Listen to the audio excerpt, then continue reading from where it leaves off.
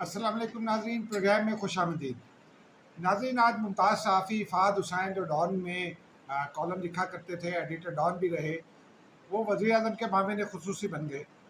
اس پر تھوڑی سی بات کریں گے۔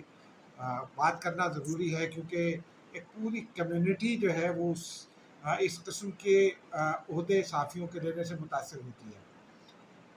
پھر اس کے علاوہ عمران خان صاحب نے آج مردان میں جلسہ کیا، وہاں جو تقریر کی وہ تو اپنی جگہ، لیکن صحافیوں سے، سینئر کالم نگاروں سے ان کی ملاقات ہوئی، اینکر سے ان کی ملاقات ہوئی، اس میں انہوں نے کیا فرمایا اور وہ ان کی بات بھی دیکھیں گے۔ اور گزشتہ روز انہوں نے D G I S P R نے جو ایک گفتگو کی تھی فوج کو سیاست میں گھسیٹنے کے حوالے سے، اس پر بات کریں گے۔ اور عمران خان نے یہ ساری گفتگو اس تناظر میں کی جو رجیم چینج کے حوالے سے چل رہی ہے، اور پھر آپ کو یہ فیصلہ کرنا ہوگا کہ اس گفتگو میں ان کا اشارہ کس جانب ہے، D D I S P are کیا کہہ رہے تھے، عمران خان کیا دعوے کر رہے ہیں اور کیا کہہ رہے ہیں، اور اس کا نقصان کس کو ہو رہا ہے۔ آخر میں زلم خلیل زاد کے حوالے سے ایک اہم خبر ہے، وہ خبر آپ کے ساتھ شیئر کریں گے۔ ناظرین، آج عمران خان صاحب کا جلسہ تھا مردان میں۔ خیبر پختونخوا اب دوسرا تیسرا بڑا شہر ہے، اس میں انہوں نے تقریر کی حسب معمول، لیکن اس سے پہلے بہت سارے ایونٹس رونما ہوئے۔ آج صبح پہلے تو انہوں نے ایک ٹویٹ کیا، اور اس ٹویٹ میں انہوں نے یہ کہا کہ میں نے سازش کے حوالے سے وہ جو سازش کو روک سکتے تھے، انہوں نے اپنے ٹویٹ میں وہ جو سازش کو روک سکتے تھے کا لفظ استعمال نہیں کیا۔ انہوں نے فرمایا کہ میں نے نیوٹرلز کو آگاہ کر دیا تھا۔ نیوٹرلز آپ کو پتہ ہے وہ کس کو کہتے ہیں آج کل، اور نیوٹرل کے حوالے سے کہتے بھی کیا ہے۔ اور پھر انہوں نے خیبر پختونخوا کے ہی ایک جلسے میں کسے نیوٹرل کہا تھا یہ بھی آپ جانتے ہیں، اور اس وقت وہ وزیر اعظم تھے جب یہ نیوٹرل کی تعریف انہوں نے بیان کی تھی۔ ایبٹ آباد میں جلسہ تھا۔ پھر وہ قومی عزت اور غیرت کی بات کرتے ہیں، اس حوالے سے تھوڑی سی تفصیلات سے آپ کو آگاہ کریں گے۔ لیکن انہوں نے عمران خان صاحب نے جب یہ کہا، اس کے بعد ان کی صحافیوں سے جو ملاقات ہوئی، اس میں انہوں نے کیا کہا یہ آپ کو ذرا پڑھ کے سنا دیتے ہیں۔ ایک تو اس میں انہوں نے جو ان کا ایک جملہ جو ٹی وی پر چلا، وہ کوٹ بھی ہو رہا ہے اور ناپسند بھی کیا جا رہا ہے، حالانکہ وہ ایک ریفرنس کی بات ہے، لیکن اس عہدے کے شخصیت کو یا پرائم منسٹر رہنے والے شخص کو اس طرح کا بیان زیب دیتا ہے یا نہیں، یہ آپ فیصلہ کیجئے گا۔ انہوں نے یہ فرمایا کہ ان چوروں اور ڈاکوؤں کو اقتدار دینے سے بہتر تھا کہ پاکستان پر ایٹم بم گرا دیتے۔ ناظرین، یہ جو لفظ ہے کہ ان چوروں ڈاکوؤں، تو ٹھیک ہے سیاستدان ہیں، وہ بھی سیاستدان ہیں، آپ ان کی مخالفت کریں، ان کو جو جن مرضی القابات سے نوازیں، وہ بھی آپ کو نواز رہے ہیں، یعنی جو اس وقت کی جو حکومت ہے اور اس کے جو فریقین ہیں۔ لیکن یہ آپ کس کو کہہ رہے ہیں کہ چوروں ڈاکوؤں کو حکومت دینے سے بہتر تھا؟ اور یہ اشارہ کس جانب ہے؟ ابھی تو کل آپ نے کہا کہ میں تو بڑا چاہتا ہوں فوج جو ہے وہ مضبوط ہو، اور پھر اب آپ مسلسل یہ کہہ رہے ہیں، اور عمر سرفراز چیمہ صاحب نے کہا کہ ہمیں تو آرمی چیف پر مکمل اعتبار ہے، 2 روز پہلے انہوں نے کہا۔ لیکن یہ کس کو کہہ رہے ہیں، یہ فیصلہ ناظرین آپ کیجئے گا۔ اس کے علاوہ جو ایک اور اہم بات ہے انہوں نے اس میں جو کہا اپنی گفتگو میں، وہ میں آپ کو ذرا پڑھ کر سنا دیتا ہوں۔ انہوں نے یہ فرمایا کہ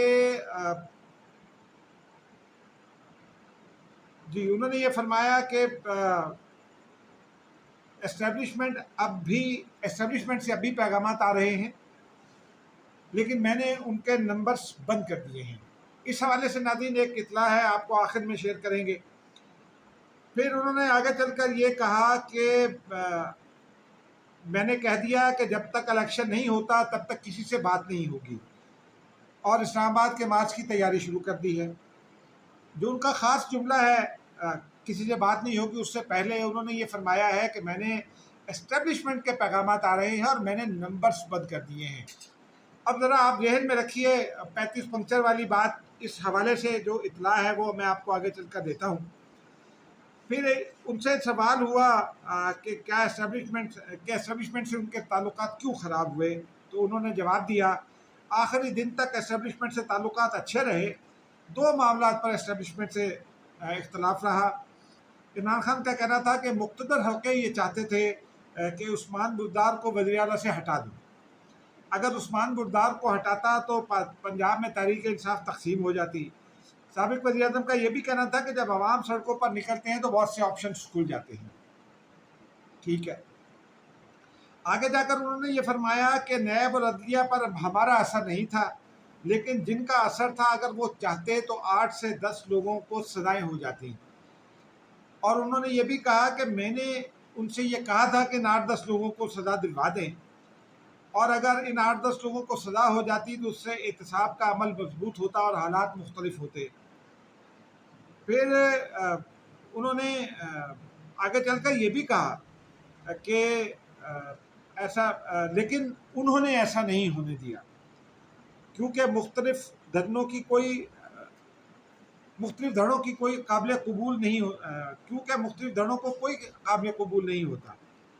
پھر انہوں نے آگے چل کر یہ کہا کہ اگر وزیر اعلیٰ کی تبدیلی پر دباؤ ڈالنا ہی ہوتا تھا تو سندھ میں کارکردگی اور کرپشن کے حالات بدتر ہیں۔ پھر ان سے ایک اور سوال ہوا اسٹیبلشمنٹ سے دوسرے اختلاف کے متعلق، تو انہوں نے کہا کہ سابق D G I S I کے معاملے پر اختلاف تھا، میں چاہتا تھا کہ سابق D G I S I سردیوں تک رہیں، انہیں برقرار رکھنے کی ایک وجہ تو افغانستان تھی۔ پھر آگے چل کر انہوں نے دوسری وجہ بھی بتا دی، انہوں نے یہ فرمایا کہ میں یہ چاہتا تھا کہ اپنی حکومت کے خلاف ہونے والی سازش کو روکنے کے لیے D G I S I کو برقرار رکھوں، یا میں انہیں برقرار رکھنا چاہتا تھا کیونکہ مجھے اپوزیشن کی سازش کا جون سے ہی معلوم تھا۔ اس پر بھی تھوڑا سا آپ کو ایک آدھ بات آگے چل کے بتائیں گے۔ پھر انہوں نے کہا کہ میں اللہ کو گواہ بنا کر کہتا ہوں کہ میں نے سابق D G I S I کو آرمی چیف بنانے کا نہیں سوچا تھا۔ اور پھر انہوں نے یہ بھی کہا کہ میں ابتدا میں نون لیگ کے 30 لوگ پنجاب میں ہمارے ساتھ مل کر فارورڈ بلاک بنانا چاہتے تھے، اگر فارورڈ بلاک بن جاتا تو نون لیگ کی سیاست ختم ہو جاتی، لیکن ان ایم پی ایز کو طاقتور حلقوں نے پیغام دیا کہ جہاں ہیں وہیں رہیں۔ وہ طاقتور حلقے کون سے تھے ناظرین آپ خود اندازہ لگا سکتے ہیں، آگے چل کر اس پر بات کرتے ہیں۔ پھر انہوں نے یہ بھی کہا کہ جو اس سازش کا حصہ بنے ان سے سوال کرتا ہوں کہ کیا سازش کا حصہ بننے والوں کو پاکستان کی فکر نہیں تھی؟ پاکستان سازش میں شریک لوگوں کی ترجیحات میں نہیں تھا۔ ٹھیک ہے جی، یہ کس کو وہ کہہ رہے ہیں؟ سازش میں شریک لوگوں کی ترجیحات میں نہیں تھا۔ پھر انہوں نے کہا کہ جو جرائم پیشہ افراد لائے گئے انہوں نے ہر ادارے اور جوڈیشل سسٹم کو تباہ کر دیا، کون سا گورنمنٹ آفیشل ان مجرموں کی کیسز کی تحقیقات کرے گا؟ یہ بھی کہا انہوں نے، لیکن ساتھ انہوں نے چند باتیں اور کہیں۔ انہوں نے یہ فرمایا کہ نیب اور عدالتیں ان کے کنٹرول میں تھیں۔ کس کے کنٹرول میں تھی؟ اور اسی لیے کرپشن کیسز پر پیش رفت نہیں ہو سکی۔ اور لیکن میرا ایک سوال ہے یہاں ناظرین کہ کیا عمران خان کے یہ کہنے سے کہ نیب اور عدالتیں کسی کے کنٹرول میں تھی، کسی انورٹڈ کاما میں سمجھ لیں عمران خان نے ان کے کہا، انورٹڈ کاما میں سمجھ لیں ان کے کس کو کہا؟ یقینی طور پر اسٹیبلشمنٹ کے بارے میں بات ہو رہی ہے، لیکن کیا اس سے عمران خان جب یہ بات کرتے ہیں تو کیا ایک اور تاثر پختہ نہیں ہوتا؟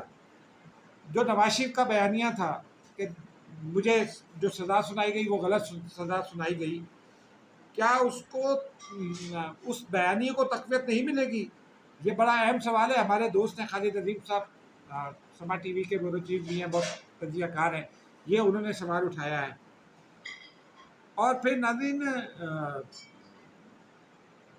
ایک ہمارے اور دوست ہیں، انہوں نے بھی یہ سوال کیا ہے کہ اسٹیبلشمنٹ سے پیغام آ رہے ہیں، ان کے نمبرز بلاک کر دیے ہیں، اس پر اسٹیبلشمنٹ کو پوزیشن واضح کرنی چاہیے اور عمران خان کو شٹ اپ کال دینی چاہیے۔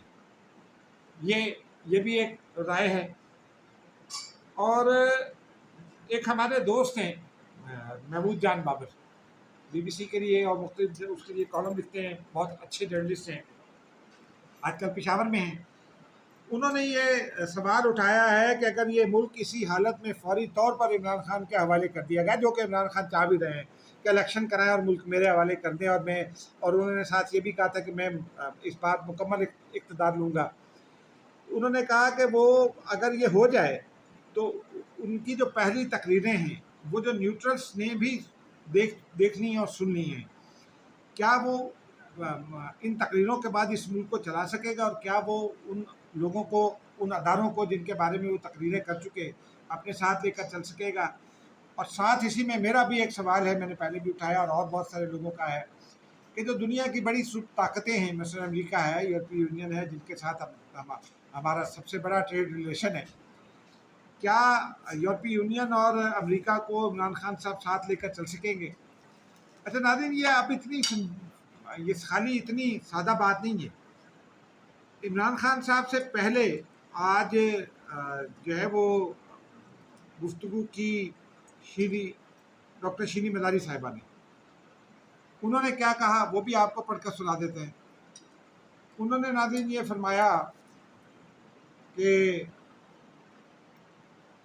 فوج پر خطرناک الزامات لگائے۔ انہوں نے کہا کہ نیوٹرل سازش میں ملوث تھے۔ نیوٹرل کن کے بارے میں کہتے ہیں آپ کو پتہ ہے۔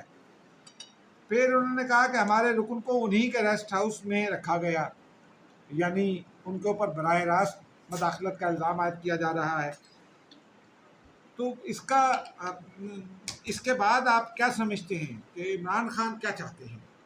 ناظرین،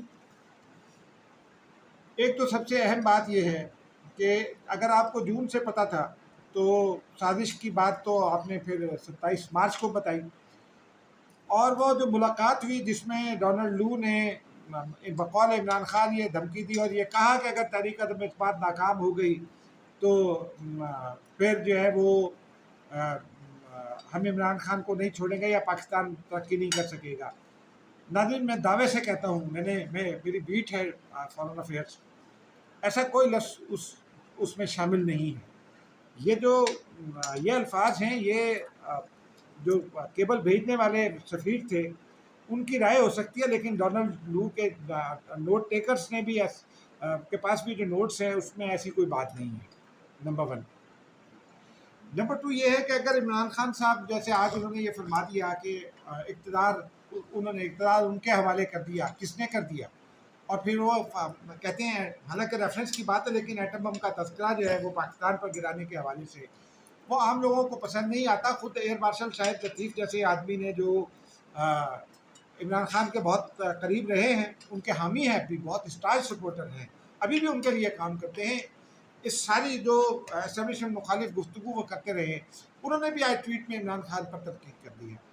خالد مقبول صدیقی صاحب ان کے بڑے وکیل تھے، لیفٹیننٹ جنرل ریٹائرڈ جو گورنر پنجاب بھی رہے، انہوں نے بھی فوج مخالف بیانیے کے حوالے سے اپنا موقف کھل کر بیان کر دیا۔ ناظرین، اب آپ خود یہ فیصلہ کیجئے کہ ایک ایسے وقت میں جب پاکستان کی معیشت گر رہی ہے، پاکستان کے لیے خطرات بڑھ رہے ہیں، امریکہ کے ساتھ تعلقات ایک سابق وزیر اعظم کی تقریروں میں کس طرح سے درست ہوں گے، یہ بھی ایک بڑا اہم سوال ہے۔ یورپی یونین کیا کرے گی، یہ بھی ایک اہم سوال ہے۔ اس میں آپ یہ مسلسل گفتگو کر رہے ہیں اور پھر ایک دن خاموش رہتے ہیں اور اگلے دن دوبارہ پانسا پلٹ کے آ جاتے ہیں اور مسلسل اسٹیبلشمنٹ کو رگیدتے ہیں، کبھی اسٹیبلشمنٹ کہہ کر، کبھی انہوں نے اور انہوں نے، اس طرح کے القابات استعمال کر کے۔ D G I S P R نے ناظرین 2 باتیں کی تھی۔ ایک، وہ اپنی پریس کانفرنس میں انہوں نے یہ بتایا تھا کہ یہ جو کیبل آئی تھی اسد مجید خان صاحب کی، یہ ہمارے پاس بھی آئی تھی، یعنی کہ اداروں کے پاس، اور انہوں نے بتایا کہ اس میں ایسی کوئی بات نہیں تھی سازش والی۔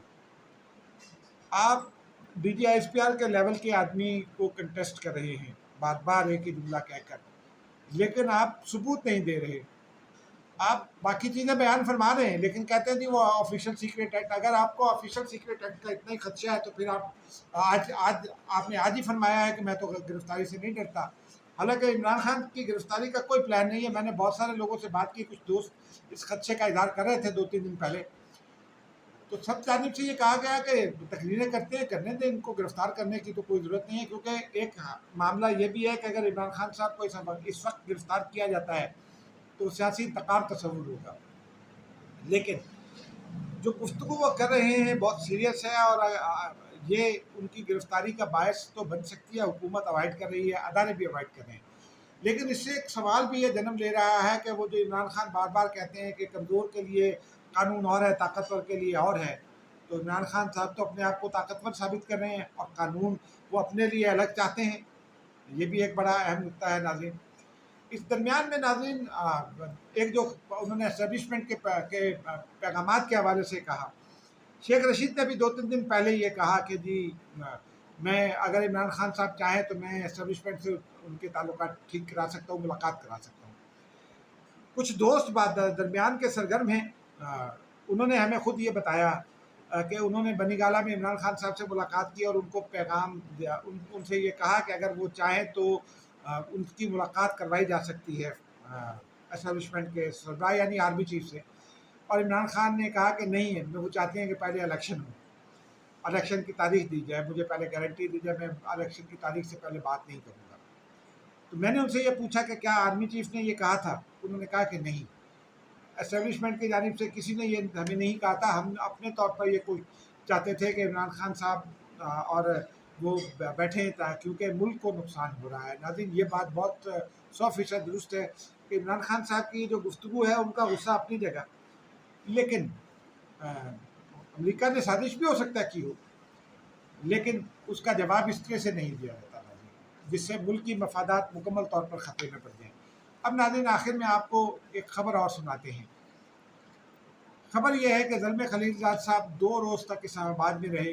زلمے خلیل زاد افغانستان کے لیے امریکہ کے نمائندہ خصوصی تھے ٹرمپ ایڈمنسٹریشن کے، اس شخص سے ان کے عمران خان سے ذاتی تعلقات ہیں، اور پھر اب انہوں نے معاہدے کے بعد بھی وہ جو بائیڈن انتظامیہ نے بھی انہیں کنٹینیو کیا ایگزٹ تک، اپنے انخلا تک، تو وہ 2 دن اسلام آباد میں کیا کرتے رہے؟ ان کی دفتر خارجہ سے میں نے چیک کیا تو دفتر خارجہ میں جو متعلقہ ڈیسک ہے انہوں نے اس بات کی تو تصدیق کر دی کہ زلمے خلیل زاد اسلام آباد میں تھے، لیکن یہ نہیں بتایا کہ وہ کیا کر رہے تھے، ان کو علم بھی نہیں تھا۔ پھر ہم نے امریکی سفارت خانے میں اور ادھر ادھر جو ہمارے سورسز ہوتے ہیں ان سے چیک کیا تو ناظرین پتہ یہ چلا کہ 2 سے 3 سابق وزراء، سابق حکومت کے وزراء سے انہوں نے ملاقات کی، اور اس ملاقات میں عمران خان صاحب کے لیے کوئی پیغام دیا۔ اب یہ پیغام کیا تھا، کیسا تھا، یہ یا زلمے خلیل زاد صاحب بتا سکتے ہیں یا وہ وفاقی وزراء جو آج کل ہماری پہنچ میں اس لیے نہیں ہیں کہ وہ اب